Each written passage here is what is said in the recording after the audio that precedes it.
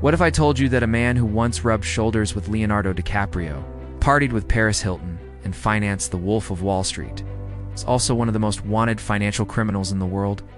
This isn't the plot of a Hollywood blockbuster. It's real, and it all started with a boy from Penang, Malaysia. Jho Low was born into wealth, but not that kind of wealth. His family had money but they weren't billionaires. They weren't royalty, not yet. But Jho was obsessed with getting into that world. He wanted to be more than rich. He wanted to be important, admired, untouchable. At just 17, he was sent to Harrow School in England, one of the oldest and most elite boarding schools in the world. It was there he realized that perception was everything. His classmates weren't just rich kids, they were the children of oil tycoons, Middle Eastern royalty, heirs to empires. So, he adapted.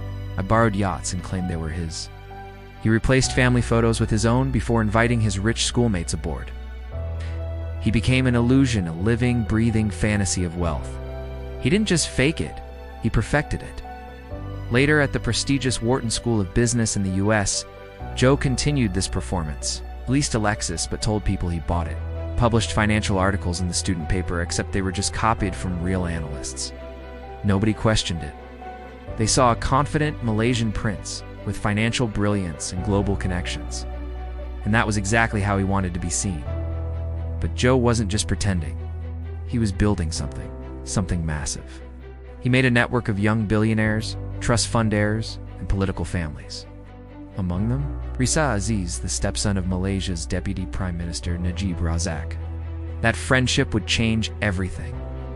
When Najib became Prime Minister in 2009, Jho saw his opening. He pitched an idea Malaysia should launch its own sovereign wealth fund, like the ones in Saudi Arabia and Abu Dhabi, a fund that would invest in the future of the country. But also, Jho suggested, could quietly fund Najib's political ambitions. And so, 1MDB1 Malaysia Development Berhad was born. On paper, it was a national project for energy, tourism, and development.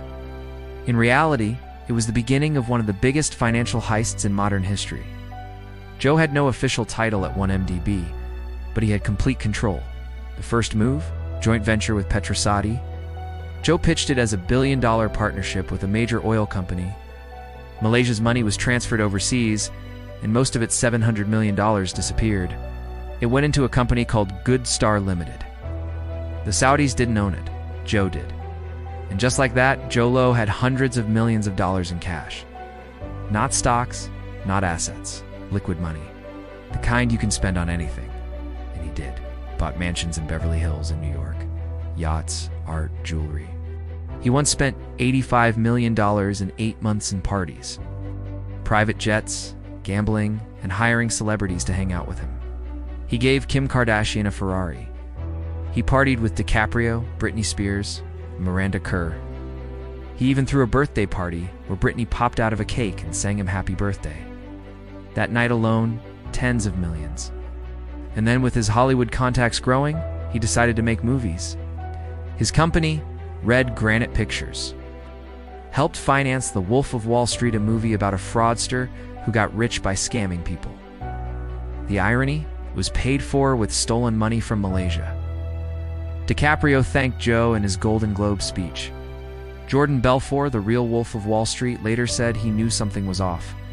"You don't spend money you earn like that," he said. Oh. That money was stolen. But nobody wanted to ask too many questions.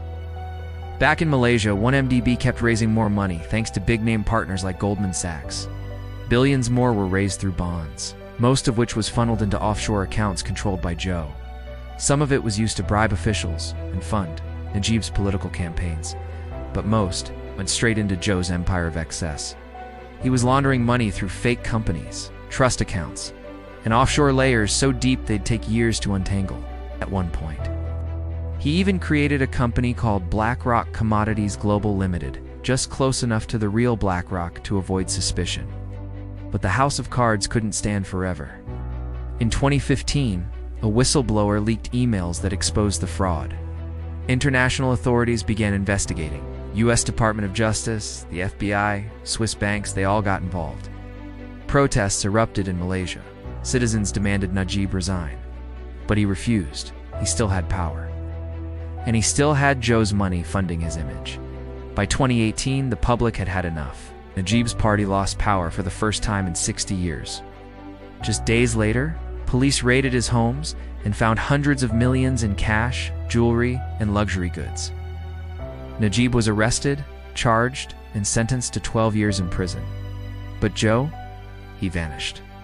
There are rumors he's living in China under the protection of powerful allies. Some say he was seen at a party in Shanghai, but nothing is confirmed. Remains a ghost, one of the most wanted men in the world, living in hiding with billions stashed away. Goldman Sachs paid billions in fines. Executives admitted wrongdoing, but the damage was done. The Malaysian people were left with the debt.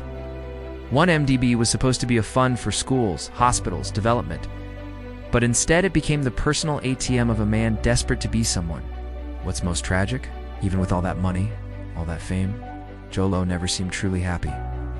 Friends say he was awkward, quiet, obsessed with making sure everyone around him was enjoying themselves like a host who never joined the party.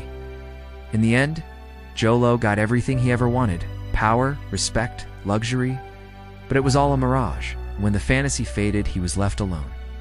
And still today, the world waits for the day he finally answers for what he did. You enjoyed this story and want to see more content like this? Don't forget to hit that like button. Drop a comment to share your thoughts, and of course, subscribe for more jaw-dropping stories from the real world.